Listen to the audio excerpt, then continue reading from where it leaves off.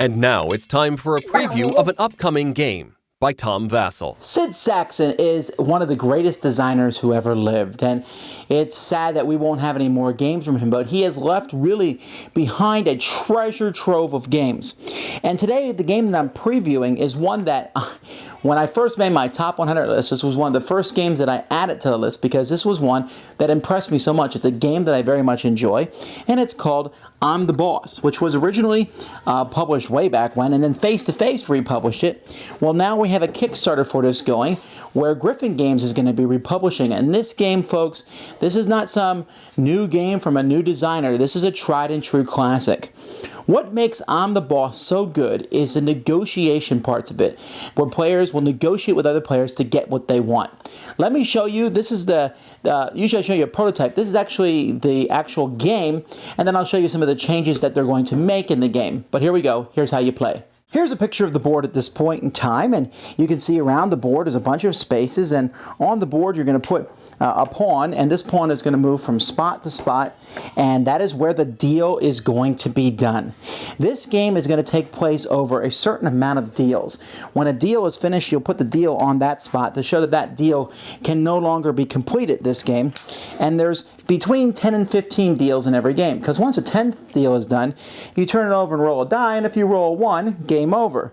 After the 11th deal, a 1 or 2 makes the game end, and eventually the last deal of the game, deal number 15, is going to end the game. See, game is over. But usually the game will end before that, unless you have a lot of die rolls that are pretty lucky.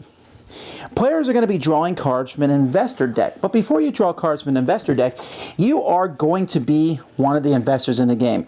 There are 6 different investors in the game. Now, these are the investors that are included with this game.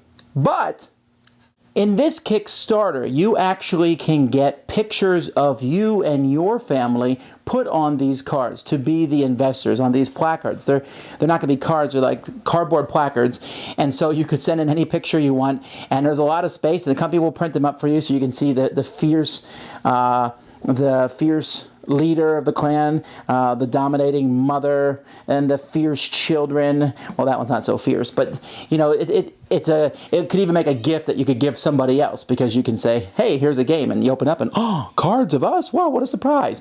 But for me, you know, playing any game where we're in the game is pretty exciting. But whether you take advantage of that or not, you are going to, like I said, again, be one of these investors, and you'll have that investor card in front of you, and then you're going to draw a bunch of cards from this deck. One person's turn it is, and they have a choice. They can either try to complete a deal of where they're at, or they can roll a die, move that many spaces, and then try to do a deal at that spot, or they can draw 3 cards from the deck. You have an upper hand limit of 12, but it's always good to have more cards. But eventually someone's going to try to do a deal. Each deal is worth a certain amount per share. So notice that deal number 1, in fact 2, 3 are all 2 million a share, then 3 million, then 4 million, and it goes up to 5 million. So let's say we're on deal number 4, 3 million a share. And the pawn is down here on this spot.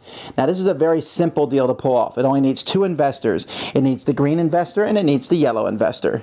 The one next to it needs 3 investors, and one of either those two, or one of either those two. So you need 3 different investors. Over here you need one of either Sachs or Wadsworth, or you need the pink or the green one. And so the more investors, though, the more shares it gives. So notice these give 4 shares, while these corner spots, they need 5 investors, and they need 6 shares. Now, when this happens, we say the deal is beginning.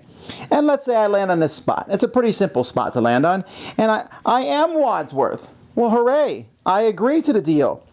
And then from my hand, I'm looking for maybe another card that I can play. And I say, oh, well, you know, from my hand, and this is always possible, I can play the nephew of Bleed Geld.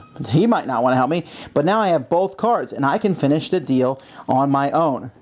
In fact, these are the clan people who are in the game, and you can see that we have the cousin, and the uncle, and the brother, and the nephew, who all, apparently Boba Jango Fett's involved here. But you have these people that you can play to take the place, I need a yellow and I need a green. If you can't do that, though, then you got to make a deal with someone who can play one of those cards or with the guy who's green himself. And he'll say, well, I want some money from this deal. This deal is going to give you 3 shares. Each share is 3 million. So you're going to get 9 million from this. If you want to use my guy, I'm going to get 4 million. And you say, well, I'm the one who's making the deal. Maybe I'll give you 3 million. He says, no, 4, another guy. And people go back and forth. But while this is going on, other cards can be played. You can always play cards to send people away on a trip. I'll say, oh, I'm sorry, your guy's away on a trip. There's also specific ones for each of the characters to send them away on a trip. This one sends the orange guy away on a trip. Or you can play 3 of these cards together, investor cards, and you can steal someone's card from them. You're no longer yellow. Or in case there's not 6 people playing the game, you can take one of the ones that's sitting next to the board that no one has taken yet and put those in front of you. You can also, and this is where the name of the game comes from, play the I'm the Boss card and say, wait a minute, I'm the boss of this deal. I will now decide who gets what and how we're going to split up the shares afterwards. But at the same time, people can play stop cards. Do you stop those travel cards? Do you stop the boss cards? Do you stop the 3 recruitment cards where you steal someone's card away from them? Here. So the stop card can stop all that. So this is all going back and forth and all negotiation. Negotiation is about future stuff. It's not about past stuff. It's about right now. How much money are we going to get from this deal right here and right now? And eventually, people will come to a deal or not. If they don't come to a deal, well then it's the next person's turn. If they do, you put the deal on top of the space to show that that deal can't be done. The boss is given the money and then he has to divide it out like he agreed to when he got people to join him. And then the play proceeds. So as time goes by, you can see that each one gets bigger and bigger. This one here is 4 shares times 5. That becomes worth $20 million. Now I'm showing you the board that is currently, this is what the final board is going to look like. This is a prototype version of it, but you can see that they've reduced the names, just put symbols there, which is going to make sense because you are going to possibly have your own pictures in the game. And this says you need 3 of those symbols. Here you need the purple and the orange and the yellow, one of those 2 or one of those. And so you have these, this is what the new board is going to look like. The new cards are going to look just like this. So you can see how the new cards are going to be. Basically, they're using the same artwork as before, just changing up the symbols and such so that people aren't caught up in the colors. And it also so it can be played in multiple languages.